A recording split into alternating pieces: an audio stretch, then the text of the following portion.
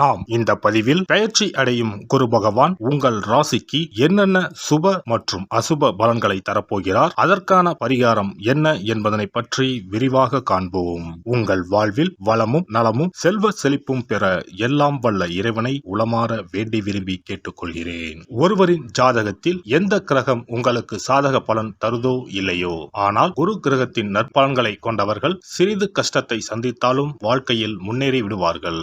நவ கிரகங்களில் குரு பகவான் மங்கள கிரகமாக விளங்கி வருகிறார். ஜோதிட சாஸ்திரத்தில் குரு பகவானுக்கு தேவர்களின் குரு என்ற அந்தஸ்தும் வழங்கப்பட்டுள்ளது. இவர் நல்ல பலன்களை அளிக்கும் கிரகமாக கருதப்படுகிறார். திருமணம், மகிழ்ச்சி, குழந்தைகள், நல்ல அதிர்ஷ்டம், அறிவு, கல்வி, பேச்சாற்றல், மரியாதை, நல்ல ஒழுக்கம் ஆகியவற்றுக்கு இவர் காரணியாக உள்ளார். ஒருவரது ஜாதகத்தில் குரு பகவான் நல்ல இடத்தில் இருந்தால் அவர் வாழ்வில் மிகுந்த மகிழ்ச்சியையும் செழிப்பையும் பெறுகிறார். அவர் வெற்றியின் உச்சம் தொடுவதை யாராலும் தடுக்க முடியாது. குருவின் அருள் பெற்ற நபர்களுக்கு அறிவாற்றல் மேம்பட்டு சமூகத்தில் நல்ல கௌரவமும் பெற்றிருப்பார்கள். 12 ஆண்டுகளுக்கு பிறகு குரு பகவான் ரிஷப ராசியில் பிரவேசிக்க உள்ளார். ஜோதிடத்தில் முக்கிய கிரக பெயர்ச்சிகளில் ஒன்றாக கருதப்படுவது குரு பெயர்ச்சி. இந்த ஆண்டு குரு பெயர்ச்சி 2024 மே 1ஆம் தேதி நடக்க உள்ளது. குருவின் அமைப்பும் குருவின் பார்வையும் எப்படிப்பட்ட பலனை அள்ளித்தரும் என்பதை தெரிந்து கொள்வோம். கால சக்கரத்தில் தனுசு, மீன ராசிகளுக்கு அதிபதியான குரு பகவான் தற்போது மேச ராசியில் சஞ்சாரம் செய்து வருகின்றார். இவர் 2024ஆம் ஆண்டு மே மாதம் 1ஆம் தேதி நண்பகல் 12:59 மேச ராசியில் உள்ள கிருத்திகை 1ஆம் பாதத்தில் இருந்து ரிஷப ராசியில் உள்ள கிருத்திகை 2ஆம் பாதத்திற்கு பெயர்ச்சியாக உள்ளார். குரு பெயர்ச்சி பெறும் ஸ்தானத்தை விட குருவின் 5, 7, 9ஆம் பார்வை பெறக்கூடிய ராசிகள் மிகவும் சிறப்பான பலன்களை பெற்றிடும் என்பது ஜோதிட விதி. 2024ஆம் ஆண்டில் நடக்கும் குரு பெயர்ச்சியின் தாக்கம் அனைத்து ராசிகளிலும் இருக்கும். எனினும் சில ராசிகளுக்கு குருவின் இந்த மாற்றம் பலவித நற்பலன்களை அளித்தரும். இவர்கள் எடுத்த காரியங்கள் அனைத்திலும் வெற்றி பெறுவார்கள். நீண்ட நாட்களாக நடக்காமல் இருந்த பல விஷயங்கள் குரு பெயர்ச்சிக்கு பிறகு வெற்றிகரமாக நடந்து முடியும். இவர்களுக்கு அதிர்ஷ்டத்தின் ஆதரவு முழுமையாக இருக்கும். இந்த குரு பெயர்ச்சியானது ஒரு சில ராசிக்காரர்களின் வாழ்வை புரட்டி போட போகிறது. துரோகத்தால் பிரிந்த கணவன் மனைவி, சகோதர சகோதரி உறவு ஒன்று சேர போகிறது. நட்பு என்னும் நஞ்சால் உங்கள் உறவை பிரித்த துரோகியை இனம் கண்டு உண்மையான உறவு யார் என்பதனை அறிந்து கொள்வீர்கள். நஷ்டம் மட்டுமே பார்த்த வியாபாரிகள் திடீர் லாபத்தை அடைய உள்ளீர்கள். திடீர் லாட்டரி அடித்தது போல லாபம் இரட்டிப்பாகும். சனி பார்வையினால் ஏற்படும் காம சிந்தனைகள் இந்த குரு பெயர்ச்சியினால் சரியாகும். தகாத பெண் உறவை தவிர்த்து ஆன்மீக பயணத்தை தொடர்வீர்கள். சதி எதுவாக இருந்தாலும் அதை முறியடிப்பது சிவனின் விதியாகும். சிவனின் துணை இருந்தால் எதிரில் யமனே வந்தாலும் சமாளித்து வெற்றி அடையலாம். இனி உங்கள் ராசிக்கான பலன்கள் என்ன என்பதனையும் அதற்கான பரிகாரம் என்ன என்பதனையும் பார்ப்போம். மகர ராசி அன்பர்களே, குரு பகவான் பூர்வ புண்ணிய ஸ்தானமான 5ஆம் வீட்டிற்கு இடப்பெயர்ச்சி அடைகிறார். உங்கள் ராசிக்கு 3ஆம் மற்றும் 12ஆம் வீட்டுக்குரிய குரு பகவான் 5ஆம் வீட்டில் அமர்ந்து உங்கள் ராசியை பார்வையிடப் போகிறார். குரு பகவானின் பார்வையானது உங்கள் ராசிக்கு பாக்கியஸ்தானத்தையும் லாபஸ்தானத்தையும் பார்வையிடுகிறது. வாடகை வீட்டில் வசிப்பவர்கள் சொந்த வீடு வாங்கப் போகிறீர்கள். பல வகைகளில் இருந்து எதிர்பாராத தனவரவு கிடைக்கும். எதிர்பாராத இடத்தில் இருந்து வீடு தேடி உதவிகள் வரும்.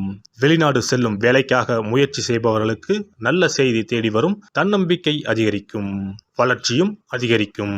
நினைத்த காரியங்களில் வெற்றி கிடைக்கும். மாணவர்களுக்கு வெற்றிகரமான குரு பெயர்ச்சியாக உள்ளது.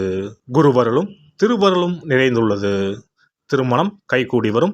சுப நிகழ்ச்சிகள் அதிகம் நடைபெறும். குழந்தை பாக்கியம் கிடைக்கும்.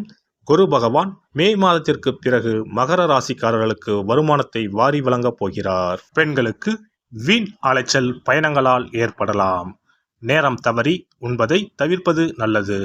சாமர்த்தியமான பேச்சு லாபம் தரும். அரசியல்வாதிகள் தங்கள் பதவிகளை காப்பாற்றிக் கொள்ள போராட வேண்டிய காலமாகும். புகழ் பெருமை யாவும் மங்கும். உடன் இறப்புவர்களே துரோகிகளாக மாறுவார்கள். மக்களுக்கு கொடுத்த வாக்குறுதிகளை நிறைவேற்றினால் மட்டுமே மக்களின் ஆதரவை பெற முடியும். மேடை பேச்சுகளில் சற்று கவனமுடன் செயல்படுவது மிகவும் உத்தமம்.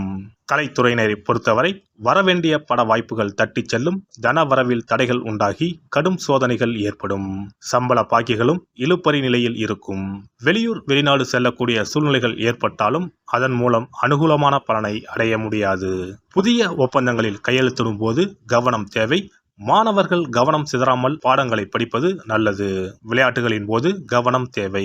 உத்திராடம் 2, 3, 4ஆம் பாதங்கள். இந்த குரு பெயர்ச்சியால் அலைச்சல் இருக்கும். சிலர் கொடுத்த வாக்கை காப்பாற்ற முடியாமல் திண்டாட வேண்டிய நிலை ஏற்படலாம். உங்கள் குழந்தைகளால் சில பிரச்சனைகள் வரலாம். அதற்காக உங்களின் குழந்தைகள் மேல் ஆத்திரம் கொள்ள வேண்டாம். உத்தியோகஸ்தர்களுக்கு வேலையில் வரும் கஷ்டங்களை தாங்கிக் கொள்ள வேண்டும். திருவோணம் நட்சத்திரம். இந்த குரு பெயர்ச்சியால் தம்பதிகளிடையே அன்பும் பாசமும் அதிகரிக்கும். கருத்துக்களை பரிமாறும் முன் பொறுமை மற்றும் நிதானம் அவசியம் என்பதனை உணருங்கள். திருமணமாகாமல் இருப்பவர்கள் அதற்குண்டான முயற்சிகளில் ஈடுபட்டிருந்தவர்களுக்கு திருமணம் இனிதே நடந்தேறும். புதிதாக வீடு மனை வாங்க வேண்டும் என்ற யோசனை செய்தவர்களின் எண்ணம் ஈடேறும். அவிட்டம் 1, 2 பாதங்கள். இந்த குரு பெயர்ச்சியால் மிகவும் விரும்பிய நண்பர்களை விட்டு பிரிய வேண்டிய நிலை வரலாம். உங்களின் பொருட்களை மிகவும் கவனமாக பார்த்து கொள்ளவும். தூக்கம் இல்லாமல் தவிக்கும் நிலையில் உள்ளவர்களுக்கு யோகா போன்ற பயிற்சிகளை செய்வது நன்மையை தரும். சனிக்கிழமையில் ஆஞ்சநேயரை வழிபடுவது கஷ்டங்களை போக்கும், மனதில் தைரியத்தை உண்டாக்கும்.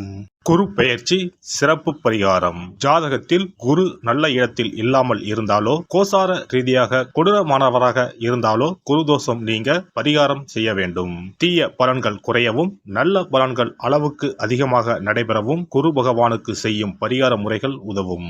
வியாழக்கிழமை தோறும் தட்சிணாமூர்த்தி வழிபாடு செய்வது சிறப்பான பலன்களை கொடுக்கும். வியாழன் அன்று குரு ஓரையில் நல்ல நேரத்தில் குருவிற்கு உரிய கோலத்தை வடகிழக்கு திசையில் கோலமிட்டு அதன் மேல் முல்லை மலர்கள் பரப்பி குரு எந்திரத்தை வைத்து அதற்கு முல்லை மலர் சூட்டி சந்தன பொட்டிட்டு பொன்னிற தட்டில் கொண்டை கடலை வைத்து தூப தீபம் காட்டி குரு காயத்ரி மந்திரத்தை 108 முறை மன ஒருமையுடன் கூறினால் குருவால் ஏற்பட்ட தீய பலன்கள் விலகும்.